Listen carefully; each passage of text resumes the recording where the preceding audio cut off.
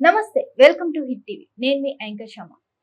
ఈ రోజు మనతో పాటు కోయ గురూజీ బ్రహ్మం గారు ఉన్నారు. వారితో మాట్లాడి మరిన్ని విషయాలు తెలుసుకునే ప్రయత్నం చేద్దాం. నమస్తే గురు. నమస్కారం అమ్మా. గురువు గారు, ఇప్పుడు చాలా మందికి రీసెంట్ టైమ్స్ లో మెయిన్ ప్రాబ్లం పెళ్లి. అసలు కొంతమందికి పెళ్లి అవ్వడం లేదని, అయిన వాళ్ళు ఎందుకు చేసుకున్నామా అని ప్రాబ్లం ఫేస్ చేస్తున్నారు. కొంతమందికి జాబ్స్ ఉన్నా కూడా పెళ్లి అవ్వట్లేదు. అసలు ఎందుకు అంటారు? ఓం శ్రీ మాత్రే నమః. అమ్మ, మనిషి జన్మించిన తర్వాత వాడి జన్మ జీవితం అనేది ఎటుపోతుందో ఎవరికి తెలియదు. వాడి గమ్యం ఏమిటో ఎవరికి తెలియదు. తర్వాత వాడు చిన్న వయసు నుంచి పెద్ద వయసుకు వచ్చిన తర్వాత బాధ్యతను తీసుకుంటాడు. ఉద్యోగం అనే బాధ్యత. ఆ ఉద్యోగ బాధ్యత తర్వాత తల్లిదండ్రులు ఆలోచించేది వాడి కుటుంబం కోసం, వాడి ఫ్యామిలీ కోసము, వాడి లైఫ్ నిలబడటం కోసము ఒక స్త్రీని ఎత్తుకుతారు మ్యారేజ్ కోసం. అదేవిధంగా అబ్బాయికైతే అమ్మాయి, అమ్మాయికైతే అబ్బాయి. ఇలాగా వాళ్ళ సమస్యలను బట్టి కూడా వాళ్ళ ఆలోచనలో పెట్టుకొని పెళ్లి చేయాలి. పెళ్ళి అనేది 2 అక్షరాలే, అది కూడా ప్రేమతో సమానంగానే. అయినా సరే పెళ్లికున్నంత విలువ ప్రేమకు ఉండదు. ఈ పెళ్ళి అనేది ఇది పెద్దలు నిర్ణయించేది, తర్వాత పైన భగవంతుడు నిర్ణయించేది. ఎవరెవరికో ముడి పెట్టాలి, ఎవరెవరికో పెళ్లి చేయాలి అని రాసి పెట్టుంటాడు. రాసి పెట్టినప్పుడు కంపల్సరిగా ఆ రాతలోంచి అమ్మాయి కానీ అబ్బాయి కానీ తప్పించుకొని పోలేరు.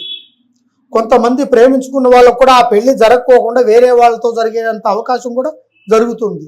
మరి ఎందుకు జరగలేదు? వాళ్ళు ఇష్టపడ్డ వాళ్ళకి అంటే దేవుడు అక్కడ రాశారు, ఒకరితో నువ్వు ప్రేమించుకోవాలి, ఇంకొకరితో మనువాడాలని రాసి పెట్టుందని.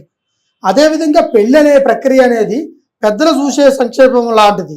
దాంట్లో దైవలీలతో పాటు వాడి నిర్ణయాన్ని కూడా కేటాయించేది, వాడి ఉద్యోగాన్ని కూడా కేటాయించేది కూడా ఒక పెళ్ళే. దానికి ఉద్యోగము, జాబు, పర్పస్ ఉంటేనే కూడా కొంతమంది పెళ్లిళ్ళ సంబంధాలు కూడా కొంతవరకు వస్తాయి, లేకుంటే కొంతమందికి రావు. మరి వాడు సంపాదన లేకపోతే వచ్చే అమ్మాయి ఏం తినాలి? అది ఎలా బతకాలి?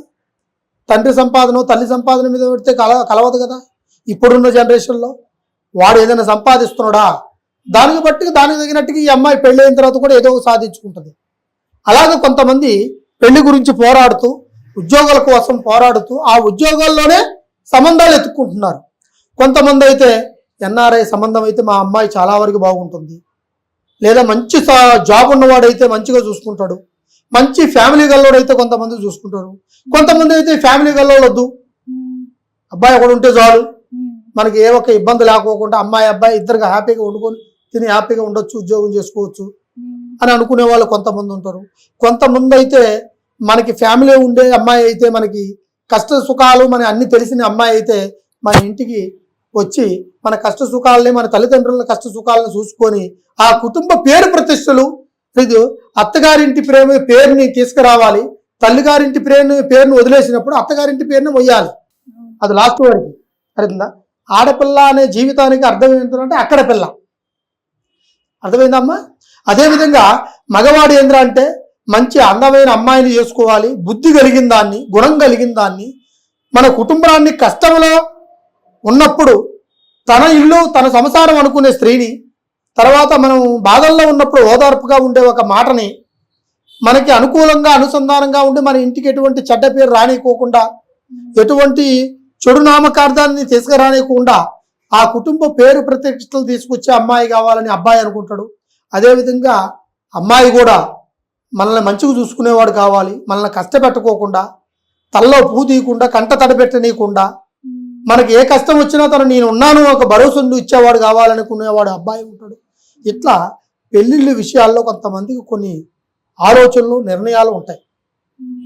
అదేవిధంగా పెద్దలు ఆలోచించేది ఎలాగరా అంటే అబ్బాయి స్టేటస్ చూస్తారు, వాడు కెరీర్ చూస్తాడు, వాడు చదువు చూస్తారు, వాడు లైఫ్లో ఏ విధంగా మంచి పొజిషన్లో ఉన్నాడా లేదా, వాడు చేసే ఉద్యోగం ఎలాంటిది, మన అమ్మాయిని ఇస్తే అమ్మాయి ఎక్కడ బతుకుతా బతకదా, హ్యాపీగా ఉండగలుగుతుందా, లేకుంటే సమస్యలతో పడుతుందా అని ఆలోచించి 2 అడుగులు అమ్మాయిని ఇచ్చేవాడు ఆలోచిస్తాడు. అదేవిధంగా అబ్బాయి కూడా ఆ ఫ్యామిలీ ఎలాంటిది, ఆ అమ్మాయి క్యారెక్టర్ ఎలాంటిది, మరి మన ఇంట్లోకి వస్తే మన సమస్యని తన సమస్యగా తీసుకుంటుందా, లేకుంటే వేరు బంధాలు చేసి తన గుణంతో తన బుద్ధితో చెడు ఆలోచనతో కుటుంబాన్ని 3 ముక్కలు చేసేది అవుతుందా అని ఆలోచించుకునేవాడు కూడా ఉంటాడు. దీనికే జాతకం అనే ఒక పేరు వచ్చింది. ఈ పెళ్లిళ్ళ కోసమే ఒక జాతకం అనేది ఉంది. అంటే ఈ జాతక రీతిని బట్టి వీళ్ళిద్దరు గుణగణాలు కలుస్తాయా కలవా, వీళ్ళకి పుత్ర సంకల్పాలు కానీ, వీళ్ళ ఐక్యత బంధంలో కానీ, వీళ్ళ ఫ్యామిలీ లోపల కానీ, రేపు జీవితం లోపల కానీ బాగా బతుకుతారా బతకలేరా అనుకునేదే ఈ జాతకం అనే ఒక ముడి. దీన్ని బట్టి పెళ్లిళ్ళు ముహూర్తాలు చూస్తుంటారు.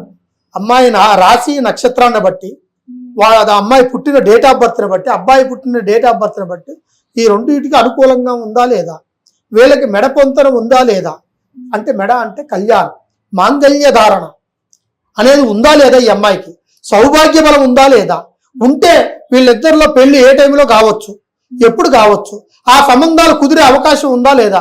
కొంతమందికి దగ్గర సంబంధం కావాలనిపిస్తుంది, కొంతమందికి దగ్గర సంబంధం వద్దు, మనకి దూర సంబంధం అయితే మనకి అన్ని విధాలుగా బాగుంటుంది, అన్ని విషయాల్లో మనకు అనుకూలంగా ఉండొచ్చు అనుకునే వాళ్ళు కొంతమంది ఉంటారు. ఇట్లా పెళ్లి సమస్య గురించి కూడా చాలా వరకు బాధలు పడుతూ, పెళ్లిళ్ళు కుదరలేదని బాధపడుతూ, పెళ్లిళ్ళు దగ్గరకు వచ్చినవి కూడా దూరం అయిపోతున్నాయి.